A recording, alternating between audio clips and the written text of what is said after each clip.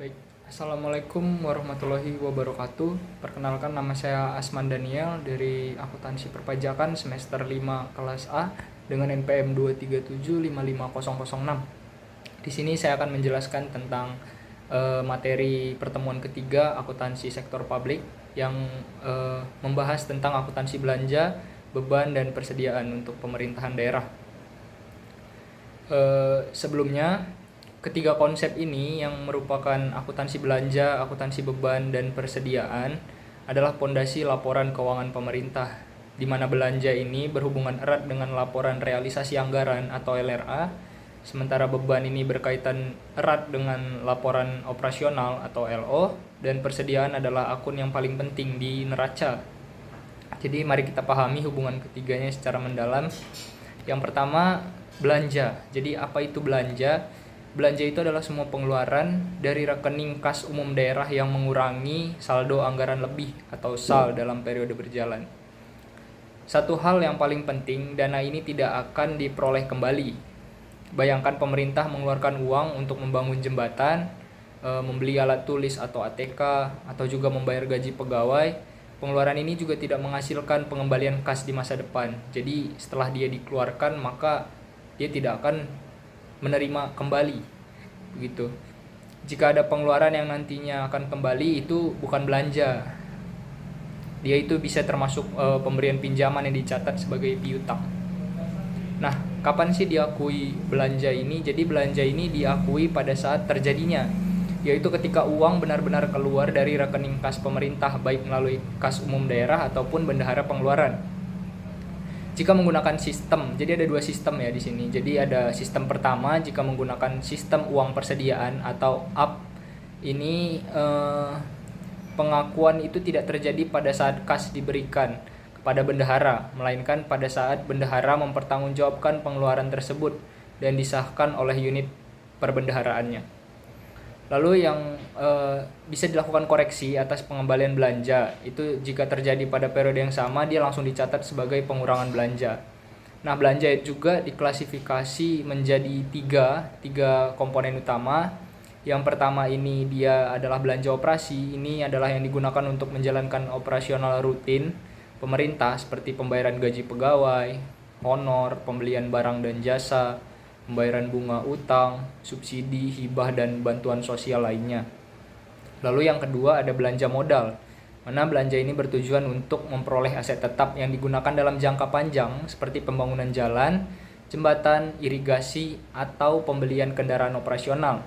Belanja ini juga tidak akan habis dalam satu periode, ini akan menjadi aset dalam neraca karena dia sifatnya itu jangka panjang.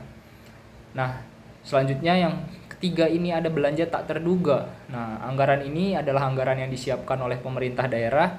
Ini tidak bisa direncanakan sejak awal. Contoh paling jelasnya itu ketika ada penanggulangan bencana alam. Belanja ini juga beda dengan bantuan sosial ya, karena sifatnya ini mendadak, karena tidak ada bisa memprediksi kapan bencana alam akan terjadi. Nah, jika kita sudah membahas tentang belanja, maka selanjutnya kita bahas terkait beban. Nah, pertama definisi dari beban ini sendiri adalah penurunan manfaat ekonomi atau potensi jasa dalam periode pelaporan yang pada akhirnya akan mengurangi ekuitas. Jadi pengakuan beban ini tidak selalu bergantung pada keluarnya kas atau aliran kas, tapi pada saat terjadi konsumsi aset atau juga pada saat terjadi timbulnya kewajiban. Nah, konsep ini berbasis akrual ya. Jadi biasa digunakan di laporan operasional atau LO. Kalau tadi kita kas dia basisnya LRA, ini basisnya dia LO.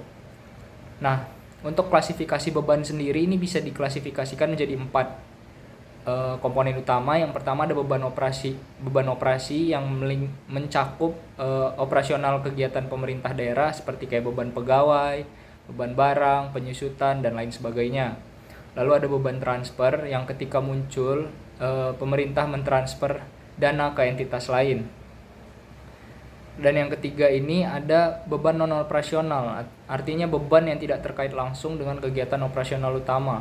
Dan yang terakhir ada beban luar biasa, di mana ini beban yang tidak rutin dan tidak terduga juga, setara dengan belanja tak terduga di LRA tadi. Nah, untuk jurnal LRA dan LO ini bisa kita lihat dengan hubungan keduanya antara belanja dan beban. Yang pertama, ketika misalnya ada pembayaran gaji pegawai dengan metode langsung atau LS. Nah, Dinas Pendidikan Kabupaten X membayar gaji pegawai sebesar 600 juta misalnya secara langsung dengan metode LS ke rekening masing-masing pegawai. Maka jurnal LRA di SKPD yang pertama itu di debetnya adalah belanja pegawai sebesar 600 juta pada perubahan SAL sebesar 600 juta. Jadi perubahan SAL di sisi kredit ini menunjukkan adanya pengurangan kas dari rekening kas daerah akibat belanja.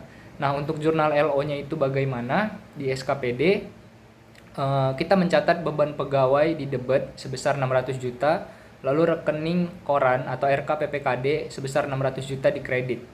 Nah, akun RKPPKD ini menunjukkan bahwa pembayaran ini diproses melalui Bendahara Umum Daerah atau PPKD.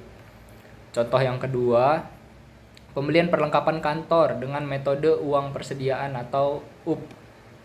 Nah, ketika Dinas Pendidikan misalnya membeli perlengkapan kantor senilai kita buat 80 juta menggunakan uang persediaan yang ada di Bendahara Pengeluaran, maka untuk jurnal LRA di SKPD itu sendiri bisa dicatat dengan belanja barang di sisi debit sebesar 80 juta, di sisi kreditnya adalah perubahan SAL sebesar 80 juta. Nah, jurnal ini sama juga dengan metode LS atau metode langsung tadi karena dia dicatat adalah realisasi belanjanya bukan sumber kasnya. Nah, bagaimana dengan jurnal LO-nya di SKPD? Kita mencatat beban barang di sisi debit sebesar 80 juta, lalu kas di Bendahara Pengeluaran di sisi kredit sebesar 80 juta. Nah, jurnal LO ini mencerminkan penggunaan kas yang berada di tangan Bendahara Pengeluaran. Lalu yang ketiga, setelah kita membahas tentang belanja dan juga beban, maka yang ketiga kita membahas terkait dengan persediaan.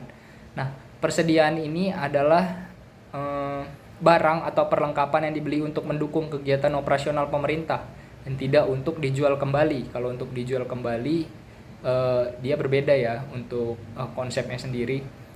Jadi contohnya ini adalah ATK, alat tulis kantor, lalu ada obat-obatan di puskesmas, atau ada bibit tanaman di Dinas Pertanian dan lain sebagainya yang termasuk SKPD ya. Persediaan ini dicatat juga sebagai aset di neraca. Nah, bagaimana sih jurnal penyesuaian di akhir tahun untuk persediaan? Nah, di akhir tahun anggaran kita ini harus melakukan rekonsiliasi antara nilai persediaan yang ada di catatan akuntansi dengan jumlah fisik yang ada di gudang. Kalau bisa kita kenal biasanya disebut dengan stock of name ya. Nah, misalnya kita ambil contoh kasus yang pertama, ketika dia nilai fisiknya ketika dia di stock of name itu lebih besar dari nilai yang dicatat. Misalnya pada saat tanggal 31 Desember 2024, nah nilai persediaan ATK di SKPDX misalnya ya, tersisa 10 juta, namun di catatan neraca saldonya hanya 6 juta. Ini berarti ada kekurangan kan, ada selisih 4 juta. Maka kita sesuaikan dengan mencatat persediaan di debit sebesar 4 juta, lalu di kreditnya kita mencatat beban persediaan.